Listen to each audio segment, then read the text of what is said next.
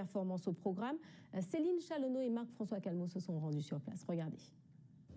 Ici, ce soir, au Théâtre Autonome Marron, la culture se veut réflexion, mais aussi action. Le projet Danse Rebelle rassemble des participants de divers horizons autour d'un message fort. Utiliser l'art pour résister et s'exprimer face à l'oppression. L'idée, elle est simple.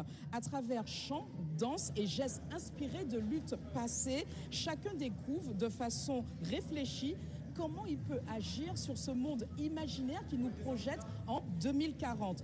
L'ambiance est plutôt intense, conviviale, portée par des participants curieux de découvrir ces techniques issues de danses divers et de danses afrodescendantes et de découvrir comment la culture peut porter un message fort de liberté. Pour mieux comprendre l'essence de ce rendez-vous, j'ai à mes côtés Antoine Delaunay-Belleville, animateur et co-concepteur du projet Danse Rebelle. Bonsoir, monsieur Delaunay-Belleville.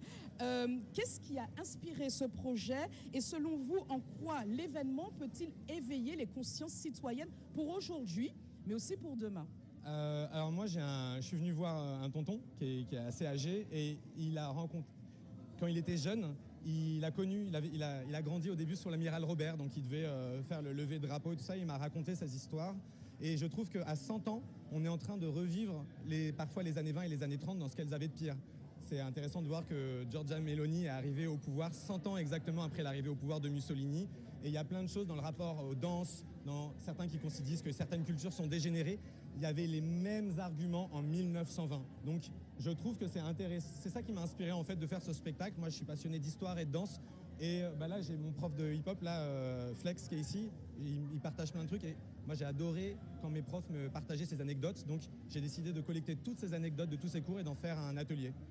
Et du coup, on est un collectif parce que moi, je fais certaines danses, mais voilà, j'ai des collègues qui font plus d'autres danses folkloriques. Et s'il y a des Martiniquaises et des Martiniquais qui veulent s'emparer de ce format pour parler de l'histoire hyper riche et dense que vous avez de danse, de résistance autour du bélet, du tambour, du damier, c'est ouvert. Donc, vous êtes les bienvenus. On a un site internet et on fait des sessions de formation, c'est gratuit. Merci pour tous ces renseignements. En tout cas, ce soir, vous le prouvez encore une fois avec, nous sommes peut-être une quarantaine là autour de moi, que finalement l'art n'est pas si neutre que ça. Il peut être aussi élément de transmission de messages forts, on l'a dit. Je vous laisse retourner avec votre troupe d'amateurs et puis je vous dis bonne danse. Merci beaucoup. Et c'est la fin de votre journal régional. Je vous en rappelle le titre.